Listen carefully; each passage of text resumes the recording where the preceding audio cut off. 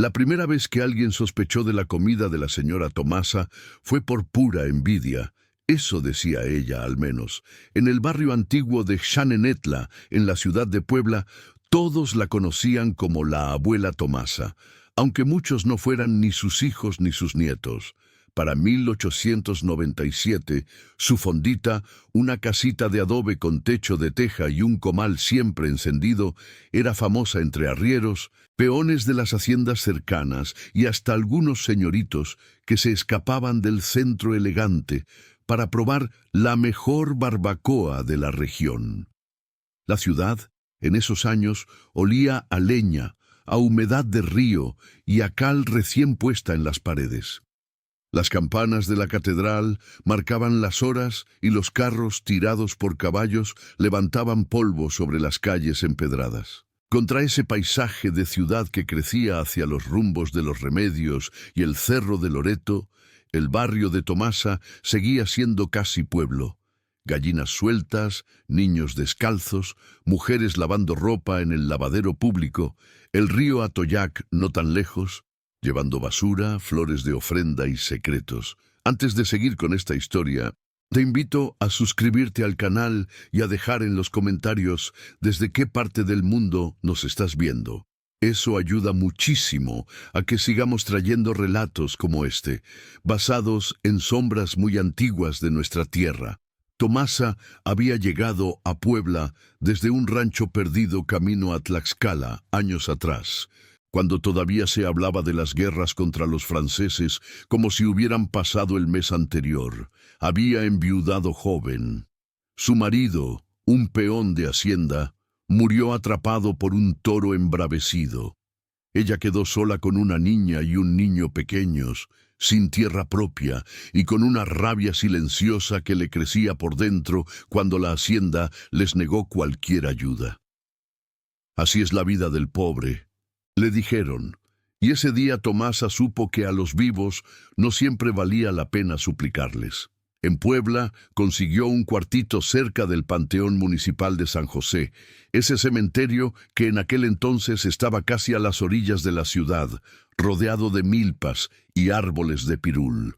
Comenzó vendiendo tamales a la salida de misa, después un caldito, luego guisos más elaborados. Tenía manos de ángel para cocinar, decían, pero nadie sabía todavía qué clase de ángel la guiaba.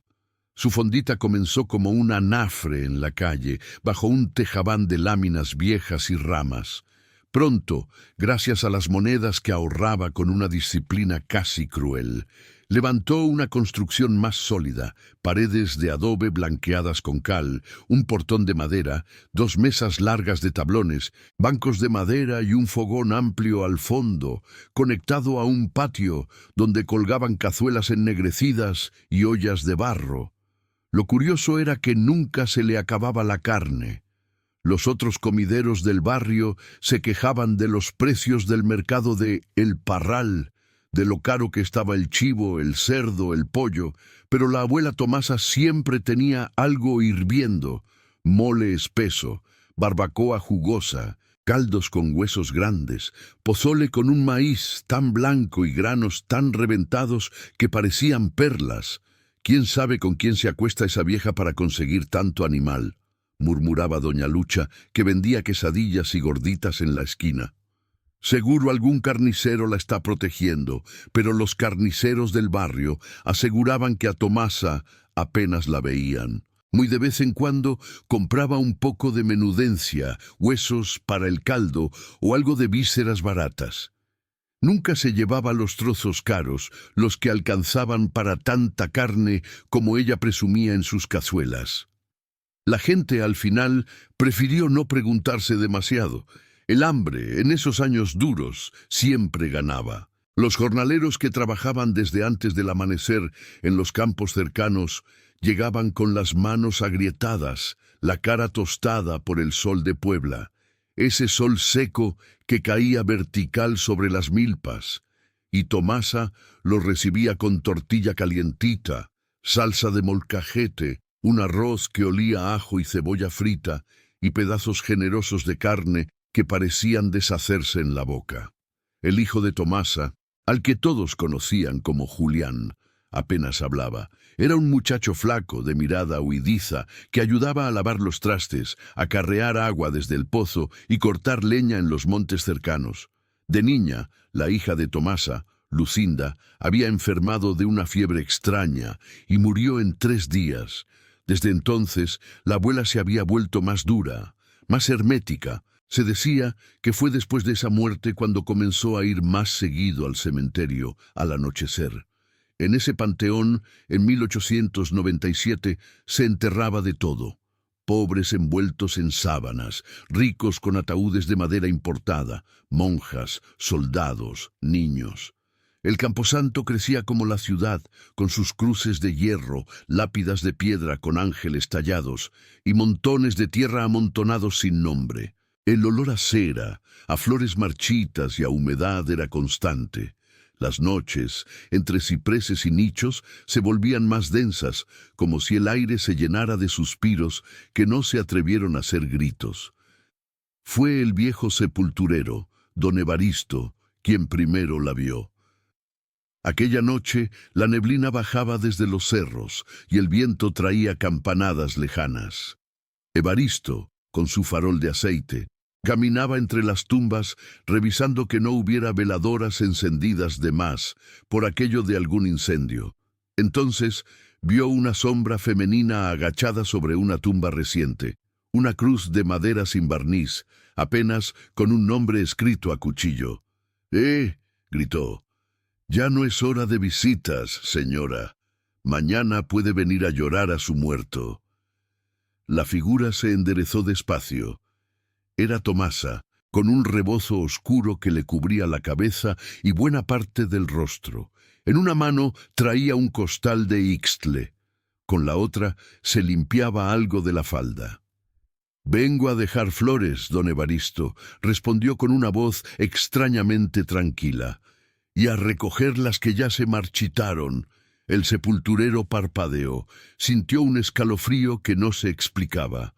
La luna, detrás de las nubes, apenas iluminaba el contorno de la mujer. Evaristo conocía a Tomasa de vista. Había comido en su fonda un par de veces. Buen sazón, sí. Demasiado bueno, pensó de golpe. No se tarde, dijo al fin. No es bueno que la agarren aquí las ánimas.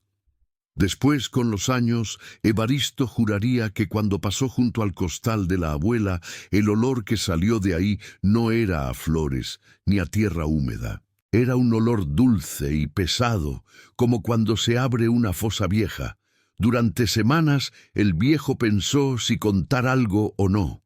Pero había cosas que los pobres, acostumbrados a callar tantas injusticias, preferían tragarse, hasta que comenzaron a desaparecer cuerpos. Primero fue el cadáver de un niño, muerto de tosferina. Lo enterraron un martes. Para el viernes, cuando la familia volvió a rezar sobre su tumba, encontraron la tierra removida, la sábana hecha trizas y el hoyo casi vacío. Al principio culparon a los perros, a los coyotes de los cerros. Luego fue una mujer, muerta de parto. Después, un viejo alcohólico sin parientes. En cada tumba recentísima la misma señal: tierra suelta, madera astillada, pedazos de tela, pero ni rastro de la carne. Como si algo los hubiera desollado con cuidado. Evaristo comenzó a dormir mal. Escuchaba ruidos en la noche, pasos arrastrándose entre las tumbas, el rechinar seco de una pala entrando en la tierra dura, un jadeo contenido. Pero cada vez que salía con el farol no encontraba a nadie. Solo sombras que se encogían con el viento y el ulular lejano de algún tecolote. Mientras tanto, la fama de la abuela Tomasa crecía. «Ese mole tuyo, comadre», le dijo un día una vecina, limpiándose el plato con la tortilla. «Hasta parece que lo hicieras con caldo de quién sabe qué. Tiene una fuerza que uno se siente vivo después de comerlo». Tomasa sonrió apenas, con los ojos pequeños brillándole a la luz del fogón. «Es el secreto de mi familia», respondió. «Uno aprende a aprovechar todo. En el campo nada se desperdicia. En la pared, como si fuera una broma cruel, tenía colgado un Cristo de madera, con la cabeza inclinada, las manos clavadas y una expresión de infinito cansancio. A sus pies, un cirio siempre encendido que goteaba cera sobre un platito de barro. Un día llegó a comer un joven llamado Ignacio, aprendiz de médico en el Hospital de San Pedro. Había crecido en Puebla, pero estudiaba con obsesiva curiosidad todo sobre el cuerpo humano, las enfermedades nuevas, los avances que llegaban de Europa. Tenía unos 20 años, bigote delgado y un aire siempre distraído. De tanto escuchar hablar de la barbacoa de Tomasa, decidió probarla.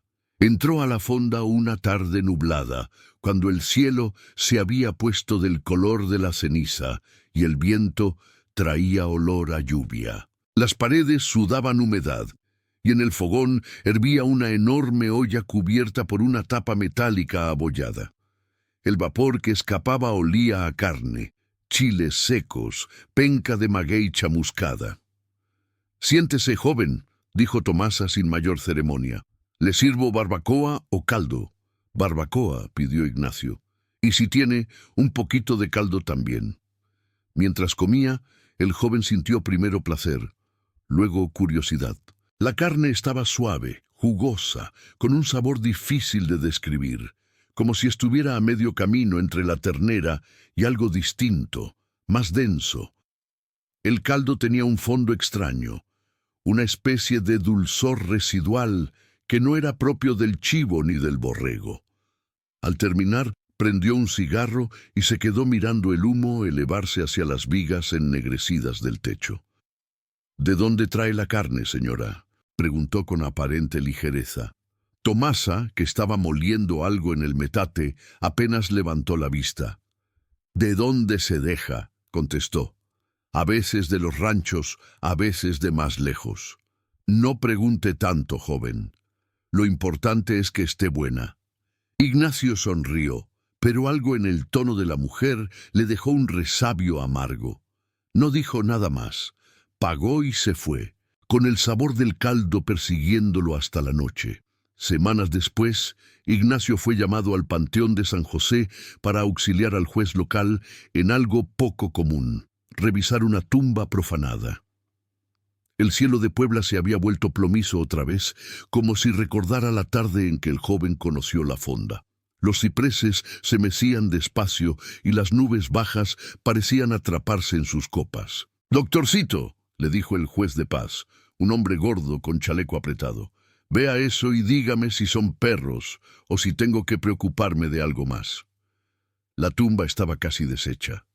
La madera del ataúd, rota con una precisión que no parecía de animal.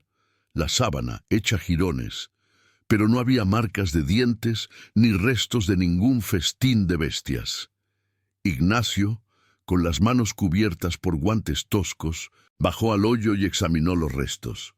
Los huesos largos estaban pulcros, casi brillantes, como si hubieran sido hervidos.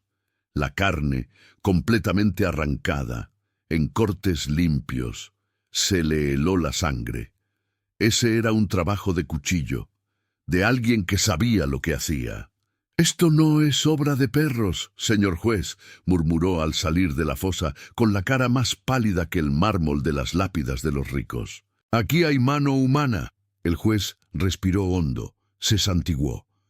«¿Y para qué querría alguien la carne de un muerto?». La pregunta quedó flotando en el aire frío del panteón.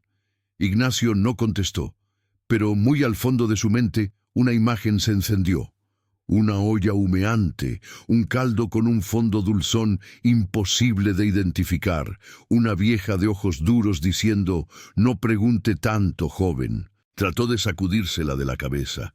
Era absurdo, se dijo. Una cosa era la pobreza, el hambre, la miseria. Otra, el canibalismo. Eso era propio de historias contadas en voz baja, como advertencias para niños desobedientes. Sin embargo, cuando esa misma semana comenzaron a circular rumores de que había más tumbas vaciadas, de que algunas noches se veía una figura con rebozo entrando por la parte trasera del cementerio, Ignacio ya no pudo evitar atar cabos. Pasó frente a la fonda de Tomasa una tarde y se detuvo en la puerta, sin entrar. Observó. De la cocina salía el tintinear de las cucharas, el burbujeo de la grasa caliente, voces de hombres riendo. Alguien elogió la carne. «No hay en toda Puebla algo igual. Abuela», decía un arriero con el sombrero ladeado, «ni en las haciendas de los ricos se come así».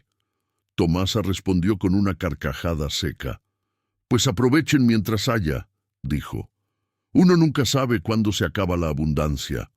El sol se estaba poniendo y la luz anaranjada caía oblicua sobre las paredes blanqueadas, haciendo que las sombras se alargaran como dedos.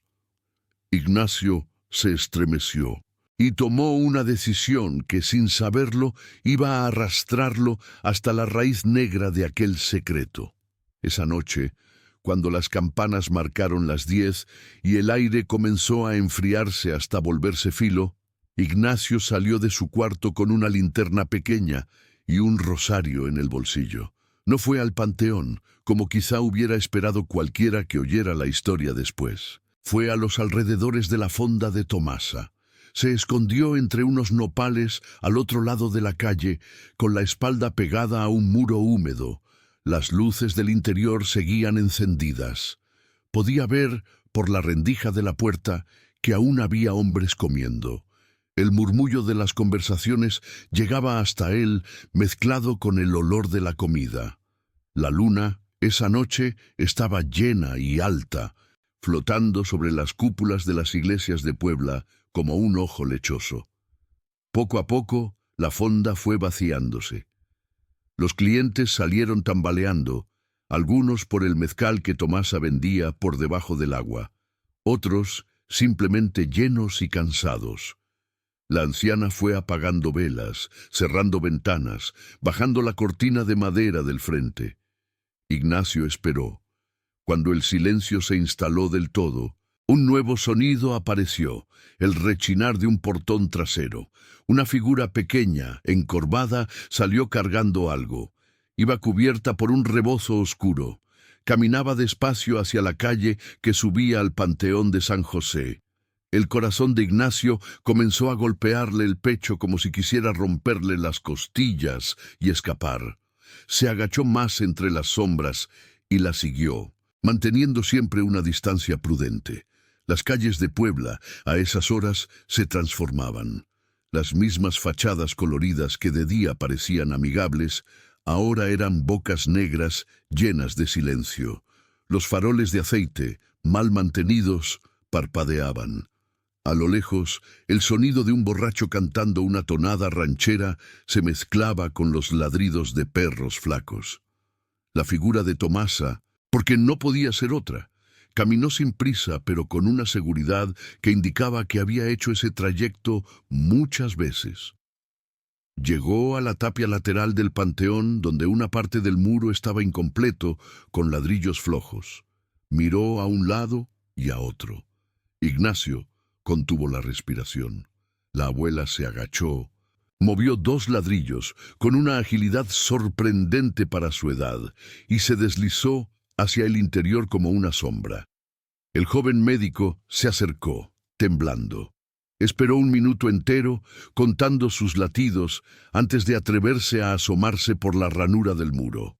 Adentro, el cementerio estaba bañado por una luz pálida. La neblina se enroscaba alrededor de las cruces. Se escuchaba, a lo lejos, algún perro rascando la tierra. Y más cerca, muy cerca, Ignacio captó el ruido inequívoco de una pala. El sonido seco del metal entrando en tierra no era nuevo para él. Lo había oído en exhumaciones, en entierros, pero a esa hora, con aquel silencio, sonaba distinto, casi obsceno. Ignacio tragó saliva. Se deslizó también por el hueco del muro con movimientos torpes. El frío le mordió la cara. La humedad del panteón le caló en los huesos. Siguió el ruido pegándose a las lápidas, usando los nichos como escudos, hasta que la vio. Tomasa estaba arrodillada sobre una tumba sin cruz, apenas un montículo de tierra reciente. Su rebozo caído hacia atrás dejaba ver su cabello canoso, recogido en un chongo apretado. Sus manos, fuertes, hundían la pala en la tierra con ritmo constante. A su lado había un costal de ixtle vacío y un cuchillo largo, con el brillo apagado por la noche. El joven sintió que el estómago se le volteaba. Todo su cuerpo le decía que se fuera de ahí, que se regresara, que olvidara lo que había visto. Pero su mente de médico, formada para buscar causas, para entender, lo mantuvo clavado en su sitio. De pronto, un ruido distinto, el golpe de la pala contra la madera del ataúd. Tomasa dejó la herramienta a un lado y comenzó a retirar la tierra con las manos, rápida, como una perra cavando para desenterrar un hueso. Pronto quedó al descubierto la tapa de madera, ordenada con clavos mal puestos. La anciana sacó el cuchillo, lo clavó en una rendija de la madera y con movimientos precisos la fue levantando. El olor que salió de ahí golpeó a Ignacio como un puño, un hedor denso, dulce, repulsivo, que se metió en su nariz y pareció pegarse en su garganta. Se cubrió la boca con la manga, ahogando una arcada. Desde su ángulo, solo alcanzaba a ver el borde del ataúd, la tela blanca manchada. Tomasa se inclinó, metió los brazos y comenzó a maniobrar algo pesado.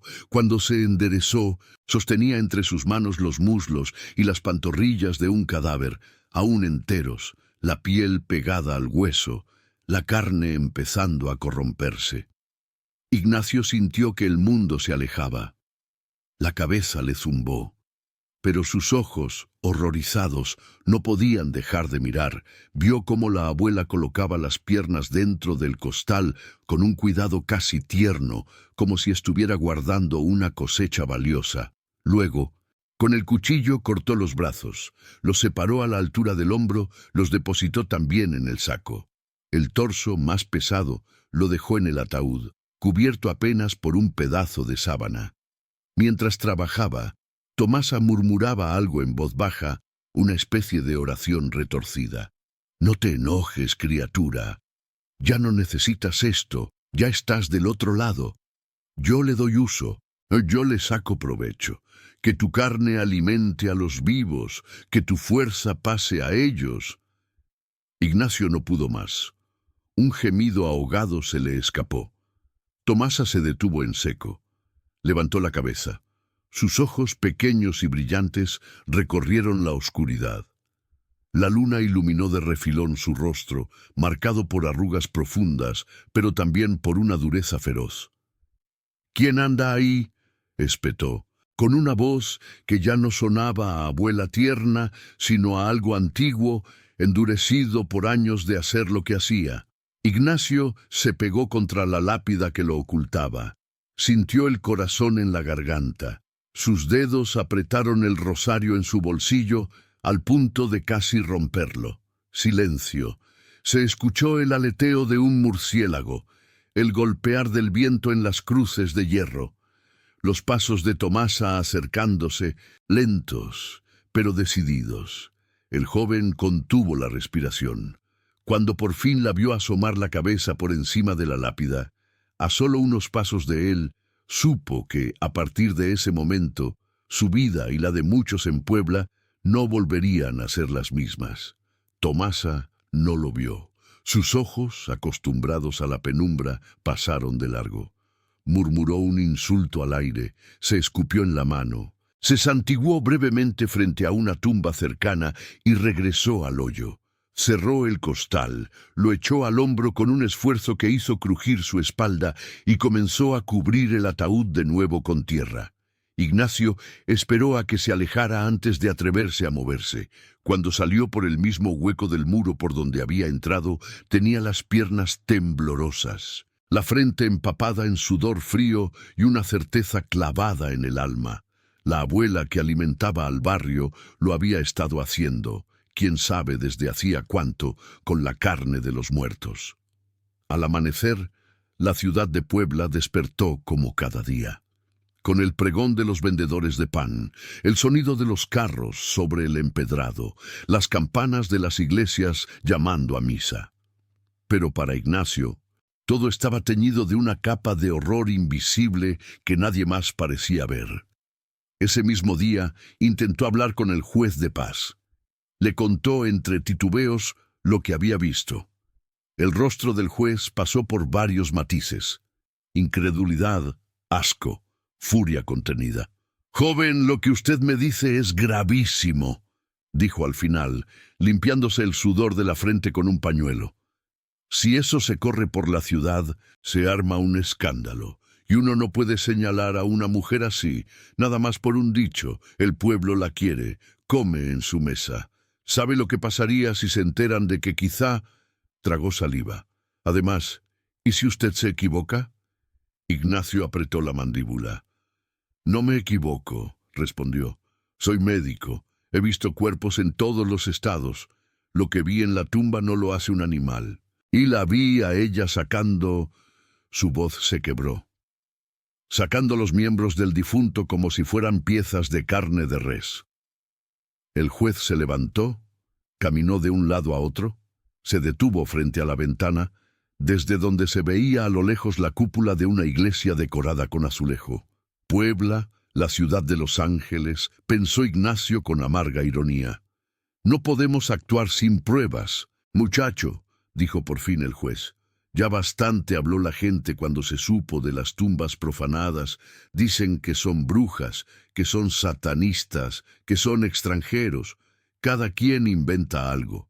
Si ahora salgo a decir que es la abuela que les da de comer, me linchan a mí también». «¿Entonces qué?», preguntó Ignacio, sintiendo un nudo formarse en su garganta. «Dejaremos que siga cocinando». El juez lo miró con cansancio. «Vigílela», dijo. «Si puede, consiga algo que no se pueda negar, algo que hasta el obispo, si hace falta, tenga que aceptar. Mientras tanto, cierre la boca. Si ella se entera de que la anda espiando, ¿quién sabe de qué sea capaz?». Ignacio salió de la oficina con la sensación de que el suelo se movía bajo sus pies. Caminó sin rumbo un rato, oyendo los pregones, viendo a las mujeres con rebozo cargando canastas, a los niños jugando entre charcos. Cada vez que veía una fondita, una olla humeante, recordaba el costal llenándose de extremidades. Se preguntó cuántos de los que caminaban por ahí llevaban ya, en su propia sangre, la carne de algún difunto. Esa tarde, obligado por la costumbre y por la voz de su madre que en su recuerdo insistía: «No juzgues solo con los ojos, muchacho, busca el fondo de las cosas». Ignacio tomó otra decisión peligrosa. Volvería a la fonda de Tomasa, no como cliente, sino como espía dentro de la cocina. Solo que, para eso, necesitaba una excusa. Y la abuela, sin saberlo, estaba a punto de darle la oportunidad perfecta. A los pocos días, corrió la noticia en el barrio de que Julián, el hijo de Tomasa, se había cortado feo con el machete mientras partía leña. Le habían llevado al hospital de San Pedro porque la herida en el antebrazo no dejaba de sangrar. Ignacio, al enterarse, sintió una mezcla de compasión por el muchacho. A fin de cuentas, era otro pobre arrastrado por la fuerza de su madre, y una extraña intuición de que ese accidente, como tantos en la vida, iba a abrir una puerta. En el hospital, la escena olía a yodo, sudor y sangre. Julián estaba sentado en una camilla, con el rebozo de su madre puesto sobre los hombros como si fuera un niño. La herida, profunda, dejaba ver los músculos del antebrazo, cortados de manera irregular. Tomasa, de pie junto a él, tenía la mirada fija en el médico que lo atendía, que por turno resultó ser Ignacio. Cuando sus ojos se encontraron, hubo un instante de reconocimiento silencioso. Los de ella, pequeños, midieron al joven como si fueran cuchillos. Los de él intentaron no traicionar lo que sabían. «Buenas tardes, señora», dijo, con voz profesional. «Vamos a ver esa herida». Mientras limpiaba el corte, mientras cosía la carne de Julián con hilo grueso, Ignacio no pudo dejar de pensar en las otras carnes que las manos de esa mujer habían cortado, pero sin querer salvarlas. Sintió un náusea sorda, pero sus manos siguieron firmes. Cuando terminó, le vendó con cuidado y le dio unas recomendaciones. No mueva el brazo más de lo necesario, indicación más simbólica que eficaz, sabiendo la vida que llevaba el muchacho, y vuelva en una semana para revisar la cicatriz. Tomasa lo escuchaba en silencio. Ya cuando salían, se detuvo un segundo frente a él. «Gracias, doctor», dijo sin adornos. Ignacio asintió. «Para eso estamos». Hubo un breve silencio. Luego, la abuela añadió: «Si un día no tiene qué comer en ese hospital, caiga por la fonda. Ya ve que dicen que cocino bien». Las palabras, cargadas de una doble intención que solo ellos dos parecían entender, quedaron flotando entre los pasillos. «Puede que lo haga», respondió el joven. «Aunque lo que más falta me hace no es comida, sino un lugar donde estudiar en paz. En mi cuarto casi no tengo luz». Tomasa lo miró de arriba abajo, calibrando algo. «Pues si quiere, muchacho, en la fonda siempre hace falta quien ayude con las cuentas», ofreció al fin. «No tengo escuela y a veces me hacen tonta con las monedas. Usted, que le sabe a las letras, puede sentarse por ahí, hacer sus números. Y de paso come». Ignacio sintió al mismo tiempo miedo y la certeza de que lo que el juez le había sugerido se acababa de volver posible. «Lo pensaré», dijo, controlando el tono de su voz, para que no sonara demasiado ansioso. Y lo pensó, sí, pero solo lo necesario. Esa misma semana, cuando Julián regresó a que le revisaran el brazo, Ignacio ya tenía decidido que aceptaría. Se lo dijo a la abuela, que lo recibió con un gesto apenas perceptible de aprobación. Así fue como el joven médico terminó entrando, no como cliente ocasional, sino como parte de la rutina de la fonda de la abuela Tomasa, la mujer que, desde hacía años, alimentaba a Puebla con restos sacados del cementerio, mientras medio barrio la bendecía y el otro medio la envidiaba sin imaginar el verdadero precio de aquel sazón perfecto. Los días siguientes, Ignacio descubrió que la cocina de la abuela era mucho más que un fogón y unas ollas. Era un escenario de secretos que se cocían a fuego lento, entre humo de leña, rezos susurrados y olores que poco a poco comenzaron a revelarse por lo que realmente eran. Pronto entendería que lo que había visto en el panteón aquella noche apenas era la superficie. Detrás había una historia más antigua, tejida con hambre, desprecio, superstición y una lógica torcida que, de algún modo retorcido, le hacía sentido a la abuela, y que si no la detenían a tiempo, estaba destinada a arrastrar a más de uno al fondo de su horror. Porque en Puebla, en 1897, la línea entre el altar y la mesa, entre el difunto y el comensal, estaba a punto de romperse de una manera que nadie, ni siquiera los que ya sospechaban, podía imaginar. El primer día que Ignacio se sentó en el rincón que Tomasa le asignó para llevar las cuentas, se dio cuenta de que en aquella cocina nada estaba puesto al azar. La mesa donde él colocó su cuaderno y su tintero daba de frente a la salida al patio trasero, donde colgaban costales, ollas gigantes, ganchos de hierro y un barril grande, tapado con una tabla húmeda, del que salía un olor agrio que no supo identificar. La abuela se movía entre el comal, las cazuelas y el metate con una fluidez que solo daban los años. No hablaba mucho. Le daba órdenes a Julián con chasquidos de lengua, con miradas, con señas mínimas que el muchacho entendía al vuelo. Era como si aquel pequeño ejército de 2 personas se conociera de memoria cada gesto. «Tú no te metas en la cocina», le dijo ella a Ignacio, el primer día. «Ahí mando yo. Tú solo apunta cuánto entra, cuánto sale, y si ves que me quieren robar, me avisas». «Está bien», respondió él. «Aunque, si me permite, también puedo ayudar con las medicinas cuando alguno se enferme». Tomasa bufó.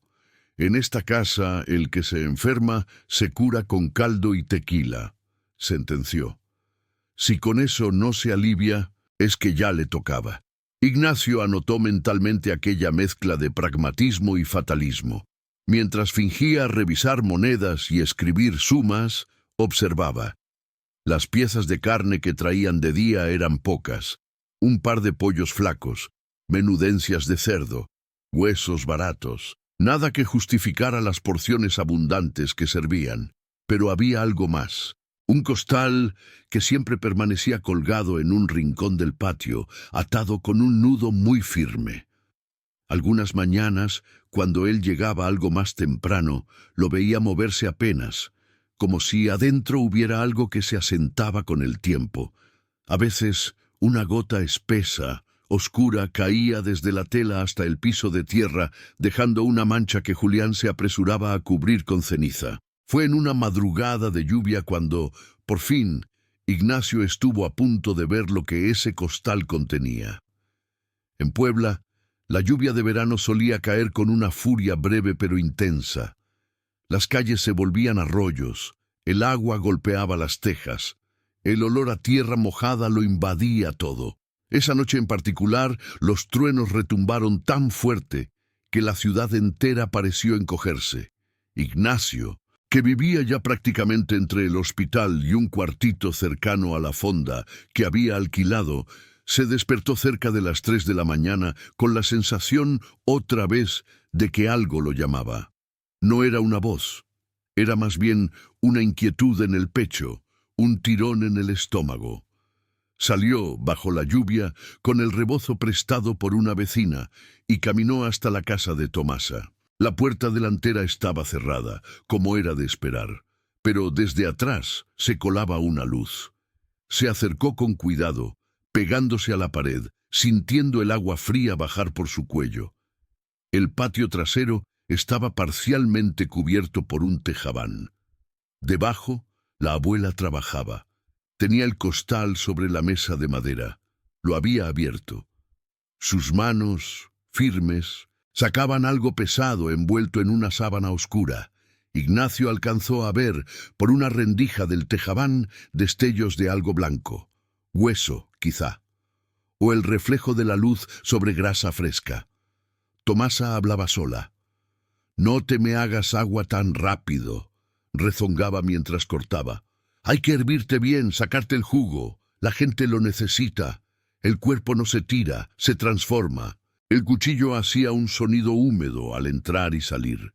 Ignacio cerró los ojos un instante, intentando no imaginar la escena. Cuando los abrió, vio cómo la anciana separaba, con habilidad de carnicero, trozos irregulares y los depositaba en una tina de metal llena de agua con sal y cal. La carne, al contacto, cambiaba de color lentamente. Un rayo iluminó todo por un segundo. Esa luz brutal, blanca, le permitió ver con claridad el contenido de la mesa. Un torso humano, sin cabeza ni extremidades. El pecho abierto, las costillas asomando, la piel amoratada por la muerte reciente. El grito que se le subió a la garganta se quedó atorado ahí. Ignacio sintió que iba a desmayarse. Se aferró a la pared. El trueno que siguió al rayo ahogó cualquier sonido que pudiera haber hecho. Tomasa se detuvo un momento, alzando la cabeza como si hubiera percibido algo. Luego volvió a su labor, indiferente a la tormenta, como si lo más natural del mundo fuera despiezar un cuerpo a esas horas, mientras media ciudad dormía. A partir de esa noche, Ignacio supo que sus sospechas ya no eran solo imágenes horribles en su cabeza, eran realidad. La abuela cocinaba con restos de cementerio, y no se detenía ahí, porque pronto iba a descubrir que su relación con la muerte no se limitaba a robarle la carne a los muertos. Había empezado también a decidir quién merecía seguir del lado de los vivos. Y el barrio, Puebla entera, sin saberlo, seguía sentándose a su mesa agradeciendo por un plato caliente que llevaba impresos en cada fibra los nombres borrados de tumbas que ya nadie visitaba. Lo que Ignacio no podía imaginar aún era que, en cierto retorcido sentido, Tomasa se creía una benefactora, una especie de intermediaria entre el cementerio y el hambre del pueblo, y que, cuando por fin la enfrentara, ella no se vería a sí misma como un monstruo, sino como alguien que había encontrado una justicia brutal que el mundo de los vivos jamás les dio a los pobres.